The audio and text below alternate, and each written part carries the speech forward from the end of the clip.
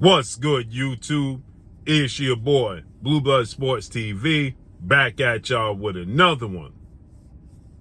So, here's a little indication and a little proof that undefeated 3-division world champion, former junior welterweight undisputed world champion, currently the reigning undisputed welterweight world champion, who is widely considered and acknowledged as the #1 best pound-for-pound fighter in the world, in Terence Crawford, who is 40 wins, no losses, no draws, 31 big wins by way of knockout, 35 years of age, 5'8" with a 74-inch arm reach.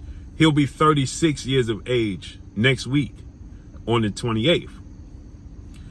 Terence Crawford is coming off of the biggest win, most lucrative win, most marquee win of his career, July 29th, Las Vegas, Nevada, T-Mobile Arena, when he took on and defeated now former unified 3-belt WBA, WBC, IBF welterweight world champion superstar boxer Earl the True Spence Jr., who is 28 wins, 1 loss, no draws, 22 big wins by way of knockout, 33 years of age, 5'9.5" with a 72-inch arm reach. Terence Crawford dominated this fight. This was a highly anticipated fight, the most highly anticipated fight in the last decade, in the last 10 years. On paper, was seen to be the most 50-50 fight in the last 40 years, if there ever were one, since September 16, 1981, Wednesday, which Sugar Ray Leonard and Thomas the Hitman Hearns fought for undisputed in the 2 welterweight belt era. 2 icons, Hall of Famers, and legends fought on a Wednesday for undisputed in the 2 belt era. It was just the WBA and the WBC titles. On paper, that was a 50-50 fight, although Sugar Ray Leonard had a loss. On paper, this was seen to be a 50-50 fight, if there ever were one, since that day. You didn't know what style you was going to get from Sugar Ray Leonard and Tommy Hearns. You didn't even know if Sugar Ray Leonard, who was the pure boxer, Tommy Hearns was the boxer puncher, who was going to be who. And everybody expected Sugar Ray Leonard to box and Tommy Hearns to be the boxer puncher. But it turned out to be role reverse. Sugar Ray Leonard was the stalker and Tommy Hearns was the boxer. And Sugar Ray Leonard ended up stopping Tommy Hearns. With that said, nonetheless, since that fight, there hasn't been a fight that was 50-50 since that fight on paper. And this was seen to be that. And it turned out to be anything but that, as Terence Crawford dominated this fight. Outside of the first round, he lost in the first half of the 3rd round. He dropped Errol Spence in the 2nd round, dropped him twice in the 7th round, and stopped him in the 9th round, okay? He absolutely whitewashed Errol Spence in this fight. Right? He whitewashed Errol Spence in his fight. He dominated this fight against Errol Spence, right? And he stopped him. It wasn't a competitive fight on paper. It was anything but that. And so with that said, you know, they have a rematch clause, okay?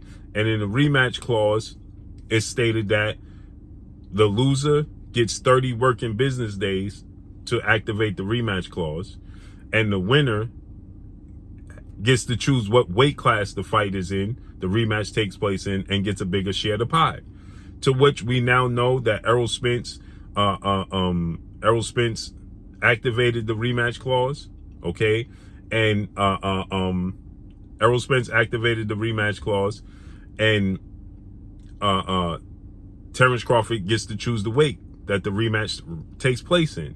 Well, Terence Crawford, according to these reports, offered Errol Spence to have the fight back at welterweight. Now, after the fight, immediately following the fight, Terence Crawford and Errol Spence in post-fight, Errol Spence said he wants to immediately have the rematch in December before the year is up at 154, junior middleweight.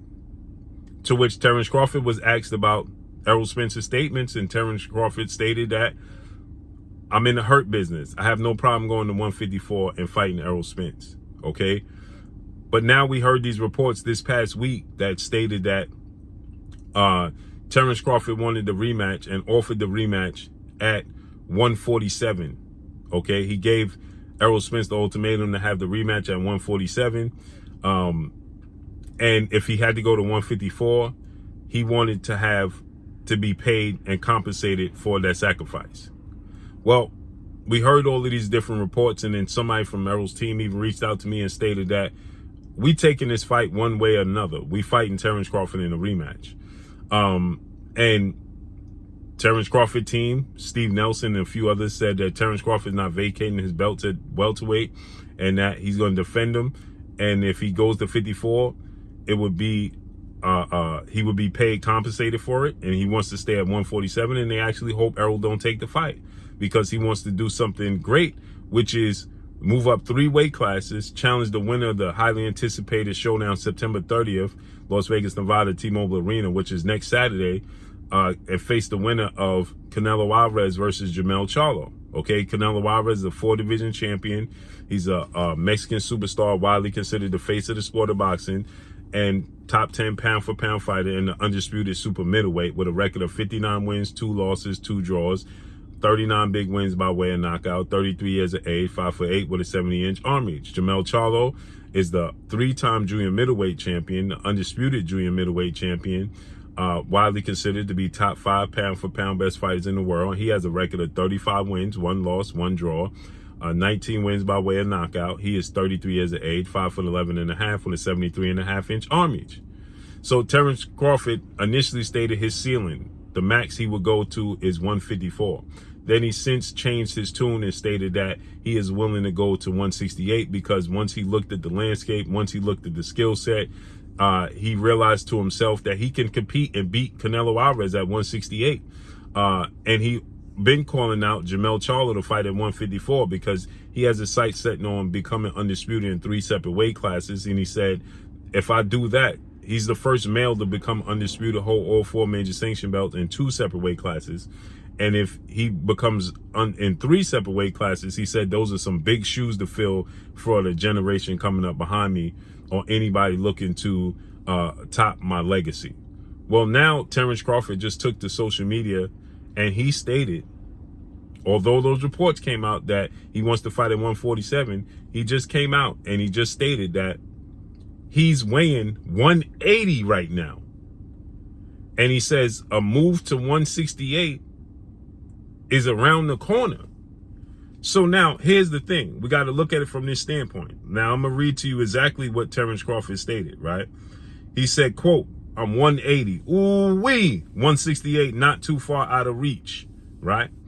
He just put this up today. Said I'm 180 right now. 168 is not too far out of reach. Ooh-wee, right? Now, here's the thing about that. This lets us know that Terence Crawford is not going back down to 147. He just told us he's not going back down. In order for Terence Crawford to go back down to 147, that means that he would have to drop 33 pounds of muscle. Terence Crawford doesn't carry 33 pounds right now that he can cut to go to 147. Let me say it to you again. Terence Crawford is bulking up because he either plans to go to 54 to challenge Errol Spence at 154, or he's going to go straight to 168. Terence Crawford is not going to cut 33 pounds of muscle to go to 147. It's over. Terence Crawford has just told us that he's not going back to 147. There's no way. If you look at Terence Crawford's physique, and he already stated that it's not easy for him to make 147 pounds. There's no way that Terence Crawford is going to cut 33 pounds. If he's 180 right now, okay, and you subtract to get to 147, that means that Terence Crawford will have to lose 33 pounds from now until December. Terence Crawford is not going to cut 33 pounds. So he just announced to us that he's not going back down to 147. Okay, and if he does rematch Errol Spence, it will more than likely take place at 154. I can see him cutting, that's not 33 pounds, but that's still 26 pounds to get to 154, where it's only cutting 12 pounds to get to 168. So I'm hard pressed to see Terence Crawford go back down to 147.